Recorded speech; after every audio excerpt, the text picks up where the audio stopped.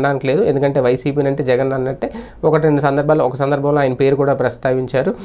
సుజల స్రవంతి లాంటి ప్రాజెక్టులకు, నీటి ప్రాజెక్టులకు వైఎస్ రాజశేఖర రెడ్డి గారు ఓపెనింగ్ చేస్తే తన కొడుకు జగన్మోహన్ రెడ్డి దాన్ని కంటిన్యూ చేయలేకపోతున్నాడు అంటూ అక్కడ కూడా పేరు ప్రస్తావించడం. ఏది ఏమైనా నరేంద్ర మోడీ ఆయన ఒక భారతీయ జనతా పార్టీ తరపున ప్రధానిగా, లేదంటే భారతీయ జనతా పార్టీ నాయకుడిగా, ప్రతినిధిగా ఆయన వచ్చారు కాబట్టి ఖచ్చితంగా ప్రత్యర్థి పార్టీలను విమర్శిస్తారు. రాజకీయం అంటేనే విమర్శించడం.